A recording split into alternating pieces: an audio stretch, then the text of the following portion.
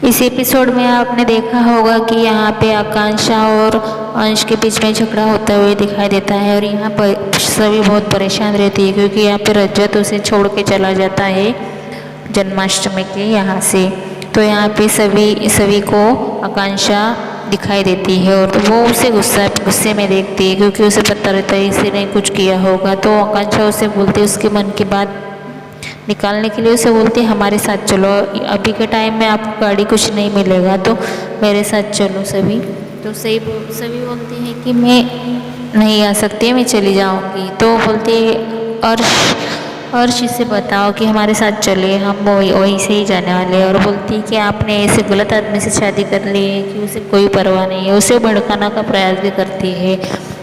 आपने देखा होगा यहाँ पे कि रजत यहाँ पे ड्रिंक के नशे में घर जाता है और यहाँ पे सही भी वहाँ पे रहती है। तो सही उसके सामने आती है, सही बोलती है कि पापा आज आपको कुछ हुआ है क्या, आपको प्यास लगी हो क्या, आपका सर दिखा है क्या, ऐसा वैसा क्वेश्चन उसे पूछती रहती है। और उसे बोलती है कि पापा आपके पैर दबा दो, आपको परेशानी हुई होगी तो।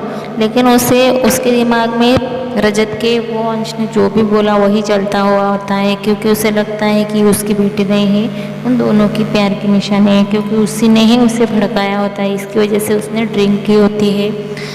तो आपने देखा होगा कि यहाँ पे सही उसे फ़र्ज़ निभाते दिखाई देने वाली पानी लेके आती है, लेकिन सब कुछ करने के बाद भी वो गुस्सा करता है और हंस भी रहता है। उसको समझ में नहीं आता कि मेरे साथ ये क्या हो रहा है। तब तक वहाँ पे आकांक्षा लिफ्ट के सामने आ जाती है लेके सभी को घर की तरफ। वो बोलती है मैं आ सकती हूँ आपके साथ लिफ्ट में, तो वो बोलती है नहीं मैं यहाँ से चली जाऊँगी। और उसे बोलती है कि तुमने ऐसे शिल्पी आदमी से शादी की कि अभी तुम्हें भी भुगतना पड़ेगा।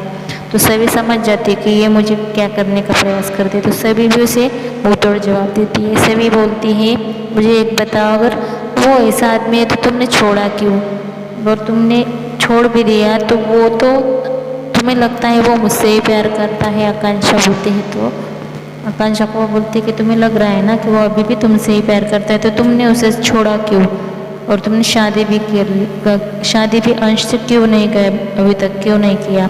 और अभी तो रजत ने तो शादी की है लेकिन तुम्हारा ही जिक्र है ना, तो फिर तुम्हारा क्या। तो वो परेशान हो जाती है सुनते, और घर में घुसती है तो देखती है कि रजत उसको डांट रहा होता है सही को। तो वो गुस्से में बहुत कुछ बोलती है उसे कि सही मेरी बेटी है और सही की वजह से ही मैं आज इस घर में हूँ, मैं तुम्हारे लिए नहीं इस घर में। और ये भोसले परिवार के बारे में भी मैं आपको कुछ खुला बताती हूँ कि मैं सिर्फ सभी की वजह से इस घर में हो और तुमसे शादी की है। तो रजत को बोलने का मौका नहीं देती और बोलती है कि तुम ड्रिंक करके अपने बच्चों पर हाथ कैसे उठा सकते हो, तुम अच्छे बाप हो कि नहीं हो, कैसा भला बुरा बहुत सुनाती है और रो भी देती है। वो बोलती है आज के बाद मेरे बेटी को आपने हाथ मत लगाना, कभी भी नशे में हो, कुछ भी हो, मेरी बेटी को ऊंची आवाज़ में बातें मत करना। मुझे कुछ पता नहीं लेकिन मुझे एक मालूम है, मेरी सही के आसपास तुम मत आना। तो उससे बोलता है कि तुम्हारा बोलना हुआ होगा, बक करना हुआ होगा, तो अभी मैं कुछ तो उसे बोलने ही नहीं देती और उसको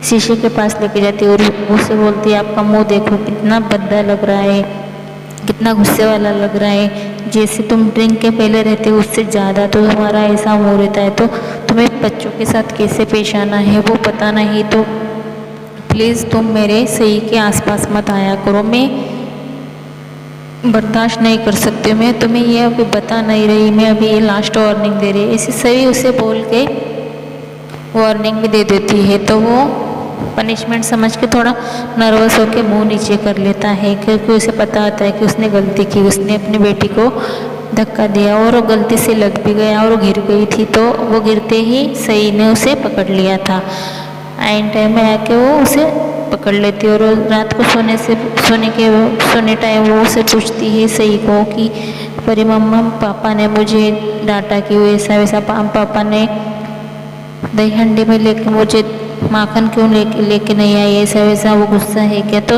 उसे वो अच्छे से समझाती कि नहीं वो पापा आपसे क्यों गुस्सा, और वो क्या कोई भी आपसे गुस्सा नहीं हो सकता क्योंकि वो थोड़ा परेशान है ना ऑफिस की वजह से, तो इसके लिए वो थोड़ा नाराज़ हो गए। तो सुबह आएंगे और उसे गिफ्ट भी देती है, उसे बोलती है मैंने आपके लिए एक सरप्राइज़ रखा है, मैंने कृष्ण भगवान की ब्रेसलेट आपको लेके लिया है। तो वो पहनते ही बहुत हैप्पी हो जाती है और स्माइल देती है। वहाँ पे सुबह होते ही रजत पहुँच जाता है सई को मिलने के लिए। वो थोड़ा नर्वस रहता है कि उससे गलती हो गई, रात को जो भी हुआ था उसने वो एक्सीडेंट बोल के उसे भूलना चाहा, वो एक्सीडेंट था एक, इसलिए मेरे साथ वो गलती से हो गया और मैंने भी कुछ किया होगा तो उसके लिए माफ़ी मांगता है। तो सही बोलते हैं कि कोई ज़रूरत नहीं, यहाँ से निकलो वो और अपना पूरा मुँह अच्छे से धो और मेरी बेटी के सामने आओ, इसे बोल बोल के उसे रूम से बाहर निकाल देती है।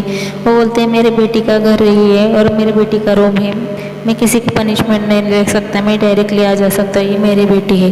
वो बोलती है बेटी का फ़र्ज अदा करना बहुत आसान है, निभाना जानते हो तुम, रात को क्या किया तूने उसके साथ, ऐसा वैसा रजत को बोलने लगती है और बोलते बोलते उसे पीछे पीछे चला कर उसे पूरे रूम से निकालती है। वो बोलती है कि तुम पहले नहा धो के आओ फिर सेवी के सामने आना, ऐसे बोल के वहाँ से रजत को रूम से बाहर निकालती है और वो निकल जाता है।